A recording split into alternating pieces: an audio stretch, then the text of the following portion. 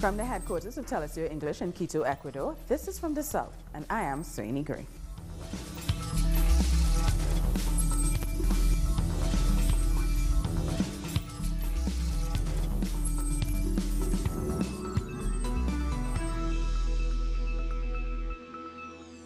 Venezuelan Foreign Minister Jorge Arreaza is meeting with the UN High Commissioner for Human Rights, Michelle Bachelet. Arreaza and Bachelet were set to discuss Venezuelan migration flow in Latin America. The new High Commissioner has previously said she was concerned about the situation that has provoked tensions throughout the region.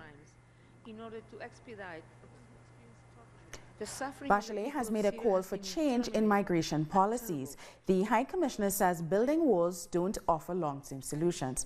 She added they only promote panic policies, hostility, misery, suffering, and chaos. It is in the interest of every state to adopt migration policies that are grounded in reality, not in panic, which provide opportunities for safe, regular movement instead of forcing people to take lethal risk. Bachelet has officially started her role as the UN High Commissioner for Human Rights. She started as the 39th Ordinary Session of the Human Rights Council got underway in Geneva, Switzerland. Hundreds of supporters of the former Brazilian President Luiz Inácio Lula da Silva are camping outside the prison in Curitiba, where he's being held. They say they will remain there until the leader is released. The former president has communicated with them via messages and letters. Demonstrators say he often asks them to sing for him. Our goal with this vigil is to show solidarity with Lula, to send him our positive energies of solidarity so that he remains strong. Lula is the only one I can trust because I know he does good things for the poor black people who work. Brazil's chief commander of the armed forces says that Lula's candidacy is unacceptable. Eduardo Villas-Boas called the recent ruling by the UN Human Rights Committee an attempt to invade national sovereignty. In his view, his candidacy will delegitimize the government, which could lead to opposition violence. In a response, Brazil's Workers' Party says the army commander is trying to intervene in the upcoming elections. It warned in a statement that this is, quote, something that the armed forces haven't done since the dark times of the dictatorship. Workers have started an open-ending strike in Costa Rica to protest fiscal reform. Union representatives say the measures will only affect workers. They insist this will not fix the country's economic crisis. Some hospitals and schools have closed down, although government officials say they will guarantee the functioning of public services. Our correspondent in San Jose, Fernando Francia, brings us the latest details. The open-ended strike has started all across the country. Demonstrations are planned in different regions. Public sector workers have gathered outside the Costa Rican Institute for Electricity to protest the austerity measures, and others are also expected to gather in the main squares in different municipalities. Some hospitals have already closed, although emergency services are still working. Schools have closed down, and the streets look quite empty. The government says it will guarantee the functioning public services. Worker unions announced they will continue striking to reject the government's fiscal reform. And President Carlos Alvarado says the strike is illegal. He called it unjustified and unfair and said that the government's fiscal reform is the only way to avoid a crisis. The president also said he's taken measures to ensure that public order is maintained. Under Alvarado's orders, public security forces took control of the ports, airports, and the country's oil refinery. Colombia's High Commissioner for Peace has said an operation is underway to release 6 National Liberation Army hostages. In an interview, the High Commissioner Miguel Ceballos said that he knows, quote, the liberation is taking place with the invaluable support of the Catholic Church and the Ombudsman Office. According to the government, the ELN has at least 17 people captive. President Duque said it will only renew peace talks with the armed group once all hostages are freed. Our correspondent Paulo Fernandez brings us more from Bogota. President Ivan Duque has confirmed that he will not resume talks with the ELN or National Liberation Army. From the day he took office, Duque gave the ELN a deadline to release the people in their possession. He also insisted that the government had indeed given the ELN the protocols for the handover. On the other hand, the ELN's version is that these protocols were never agreed by both parties and that the conditions do not exist to make the handover because military operations continue in the area and that right-wing paramilitaries are also present. They spoke not only about the people they hold but also about the situation in Cantumbe region. They say the paramilitaries have become the main threat to the communities there and that the presence of government troops has only further endangered the lives of thousands of people. Another concern is the murder of social leaders.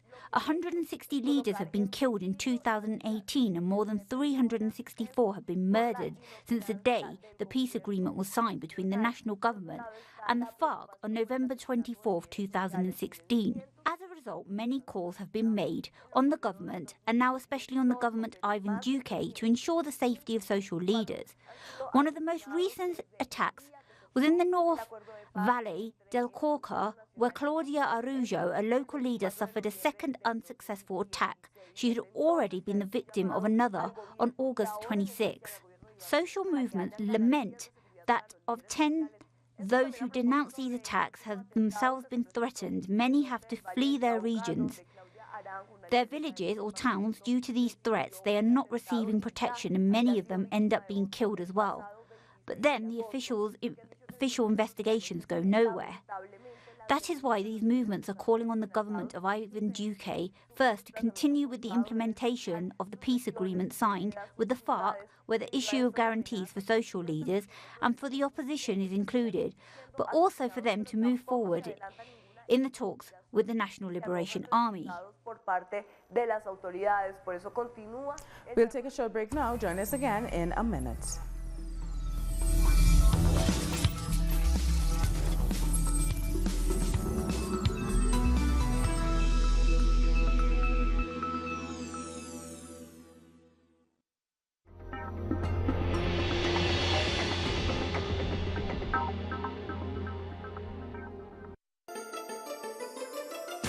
The ruling world order has always subjugated the masses.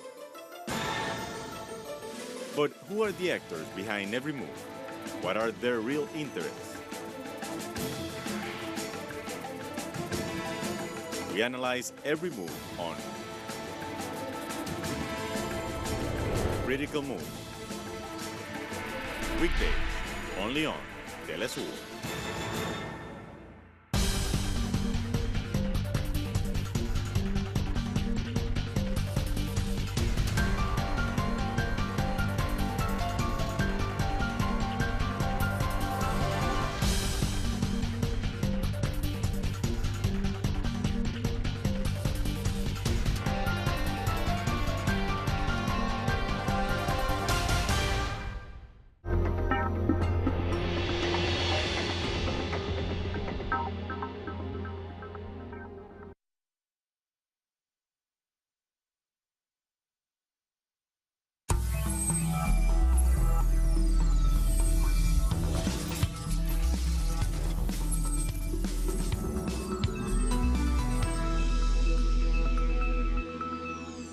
Welcome back.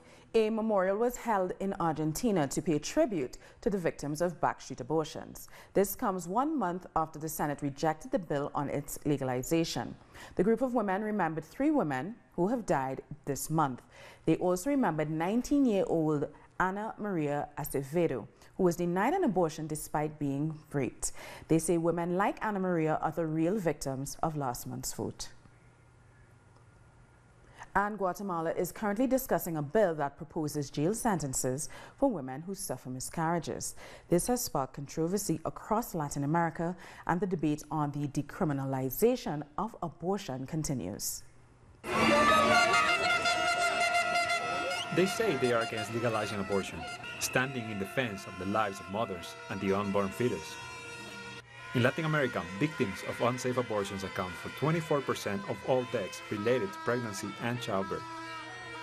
Around 47,000 women die every year across the world due to backstreet abortions.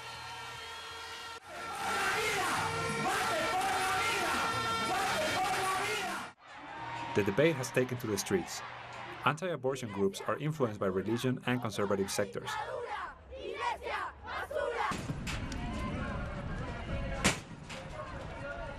Pro-choice groups fight so that women's reproductive rights are respected.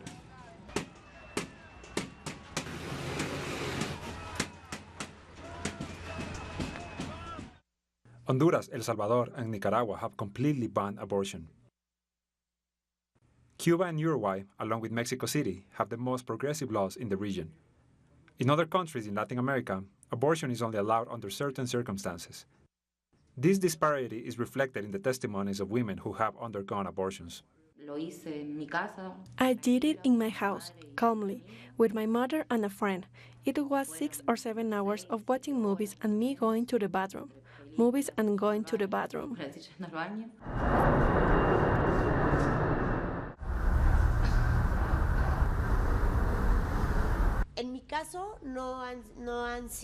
In my case, the abortions have not been experiences that have caused me any guilt or emotional pain.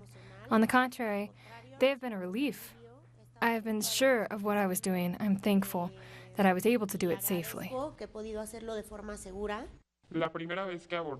I had an abortion 12 years ago. I was still underage. The abortion was not legal. It is a very different experience because I was on the verge of death.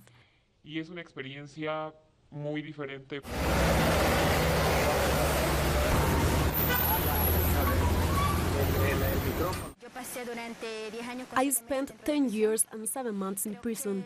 I think the most difficult moment a person can live through is being inside prison, especially when you are paying for a crime you haven't committed, when you know you are innocent. Women's rights groups insist that outlawing abortion simply pushes women into taking unnecessary risks. They say that the legalization of abortion is a matter of public health and of social justice.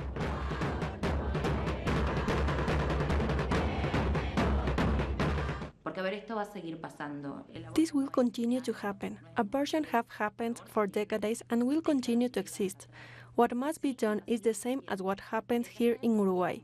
Here it was legalized. It was made safe, done in a safe environment. To learn more about the abortion bill currently being discussed in Guatemala, we are being joined by Nancy Medina. She's a lawyer who specializes in gender issues. Nancy, thank you so much for joining us. The Guatemalan Congress is currently discussing a bill to punish women who suffer miscarriages with jail sentences. Drawing on your legal expertise, is it possible to charge a woman for something that she cannot control? Well, thank you so much for the invitation. And of course, as a lawyer, I could say that criminal law penalizes behaviors. And of course, if we talk of an event that is caused for natural cause, of course, not the responsibility of the woman. What happened with Bill 5272 is that it increased the requirement, the medical requirements to present in the case of a natural abortion, and also used abstract language that would penalize obstetric violence. It all goes with it doesn't recognize the inter-American and global human rights systems, and it goes against, well, for example, the case Artavia Murillo versus Costa Rica, where the Inter-American Court has established that the absolute protection of the embryo cannot be claimed voiding other rights, special women's rights, and that a ban on abortion that doesn't respect women's rights would violate the convention. So we're talking about the criminalization of women, and we're talking with a law of this kind. We're talking about the responsibility of the states, of course. So some say this is just another step towards criminalizing women, which you actually mentioned. So I'm not going to ask you if you agree that women are being criminalized. I'm going to ask you, why are women being criminalized? Well, women are being criminalized in Latin America, forbidden their human rights to access to abortion and access to sexual and reproductive rights. And this criminalization also affects to one of the more vulnerable groups in society as poor women, because not only because the criminalization, but because of they doesn't have access to their rights to health, for example. So yes, we are talking about criminalization, and we are talking about that the human rights of women is being denied. Now, some countries in Latin America have moved forward in protecting women's sexual and reproductive rights, although there's still much to achieve. What are the main obstacles women are facing towards Latin America, towards getting full rights? Well, actually, there's a lot of issue in this. For example, we have the position of the church that it's involved in public policies and putting moral issues before the women's rights. And we have also the not recognitions of women's rights to access to their reproductive rights. The situation in Latin America is different from Europe and North America because the movement of feminism here in Latin America is a new movement compared with what happened in Europe and the United States, because in the 60s and the 70s when they were fighting about women's rights, we were talking about dictatorship and going against it. But for example, what happened here in Argentina is totally positive because despite of we don't have the law approved by the Chamber of Senate, we visualize the movement of feminism in the country and in the region. So it's important for women's rights and for human rights. So Nancy, in your opinion, why do most governments in the region still have such a hard time promoting and approving public policies regarding abortion and do not acknowledge how dangerous clandestine abortions are? Well, actually, the countries in Latin America have some of the most restricted reproductive health laws and policies in the world, especially in the area of abortion. So, in part, this is to the not recognizing the reproductive freedom as a fundamental right, as a fundamental human right. So basically, it has two reasons of. One is the moral reason that is based on the role of the church in public policy, as we talked before, and also about the patriarchy doesn't recognize the right to women to make a decision of their own bodies. We have a system that is based on what a woman should do, and their whole system that keeps oppressed women, especially in Latin America, for decades, for centuries, is really difficult to fight for. Now, you're saying it's really difficult to fight for, but I want to ask you to end this on a positive note. What advice, as an attorney, as a social activist, do you give to women throughout the continent who are fighting to get these rights recognized? Yeah, well, I was lucky to live in Argentina when this law was on the debate on the Chamber of Senate. And what I can say is, despite of the law wasn't approved, the whole society shows the approve of and the recognition of sexual and reproductive rights for women. And here in Argentina, we have access to all the laws about sexual diversity and sexual genders, where we are in a progressive position. So despite we don't have the law yet, the whole feminist movement and the whole human rights movement have shown that it exists and that it's here to fight again to get our human rights. Thank you so much for that. We appreciate your insight on this, Nancy Medina. Thank you. Other news now, thousands took to the streets in Chile to remember the 45th anniversary of the military coup against the late President Salvador Allende. Marchers called for truth and justice for the over 40,000 victims of the dictatorship. Their goal is clear: eradicating any leftover legacy of the dictatorship. This popular Chilean movement continues to be the main threat to the Chilean oligarchy. This is a march in resistance of the neoliberal onset that President Sebastián Piñera has unleashed on the population, in particular the impunity of those who are being protected by the government.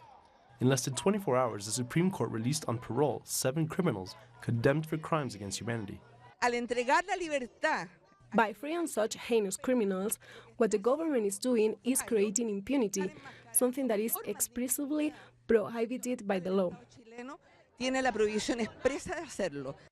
The government has long ignored the rights of indigenous communities. The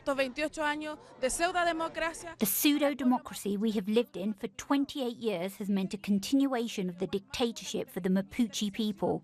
Our lands continue to be militarized, overtaken by specially trained troops that attack us relentlessly. Together, marchers moved to the city's cemetery, once again facing a crackdown by police along the way.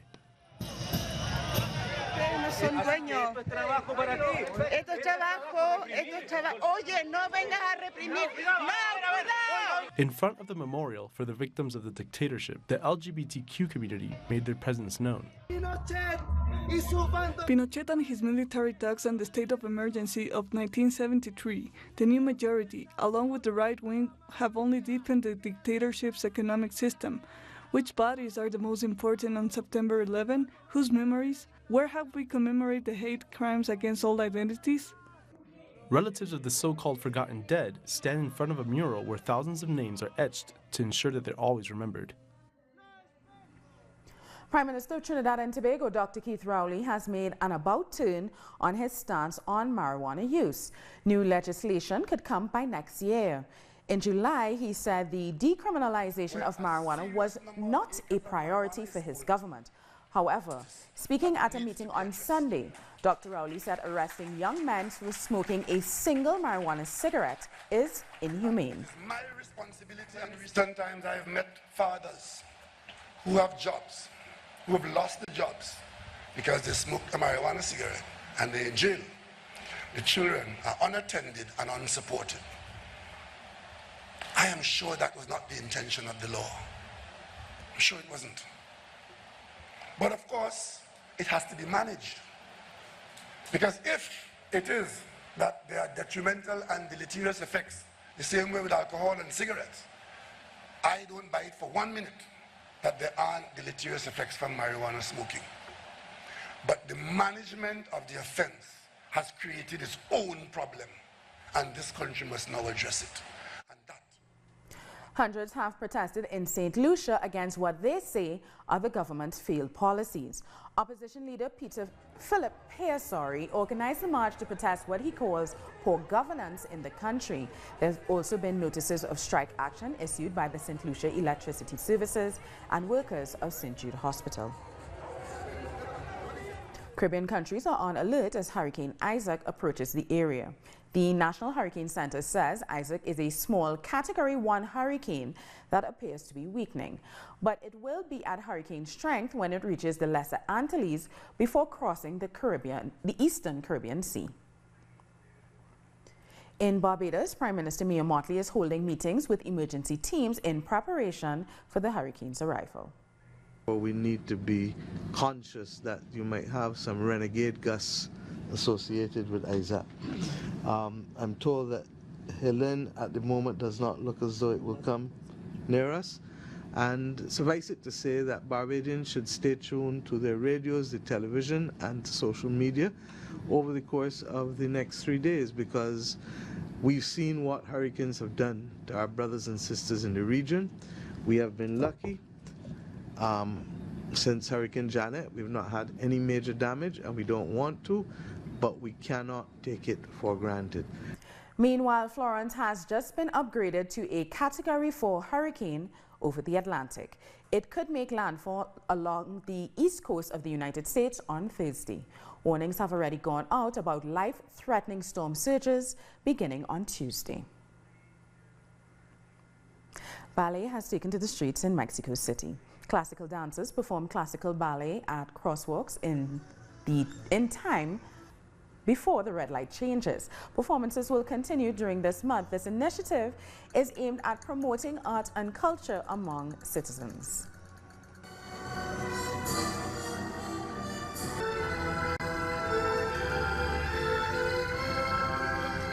What an amazing project. We're going to take a short break now. World News is next.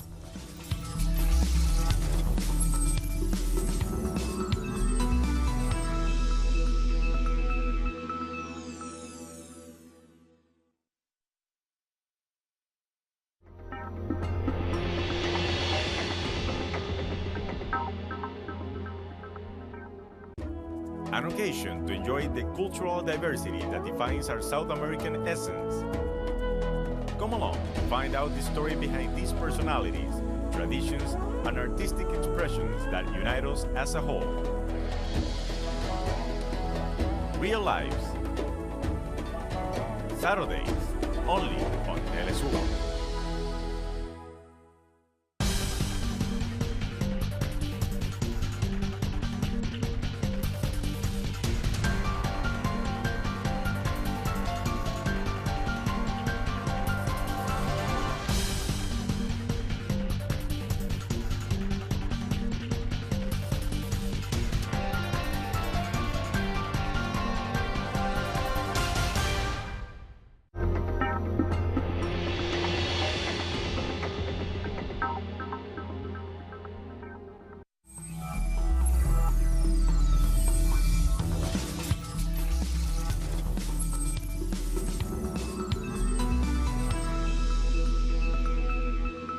Welcome back.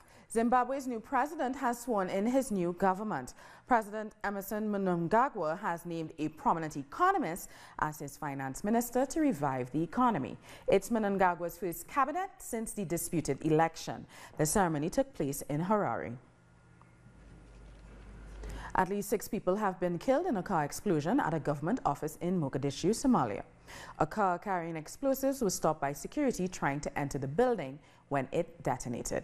3 officers died. Al-Shabaab Islamists claimed responsibility for the attack. And at least 2 people have been killed in an attack to the headquarters of Libya's National Oil Corporation in Tripoli. 10 people were also wounded. It is the first assault of its kind against the top managers of the state oil company. Tripoli security chief blamed Daesh for the attack, although there was no immediate claim of responsibility by any group. And Uganda's President Yoweri Museveni has accused foreign forces of funding the opposition to destabilize the country. In a televised speech, he criticized the opposition for trying to sabotage the country's growth with external backing. The arrest and alleged torture of several politicians sparked mass protests. Museveni argues that recent troubles are a deliberate attempt to smear Uganda's image abroad. And we've come to the end of this news brief. For these and many other stories, you can find them on our website at telesurtv.net/English. And join us on social media, Facebook, Twitter, and Instagram. For Telesur English, I'm Sani Gray. Thank you for watching.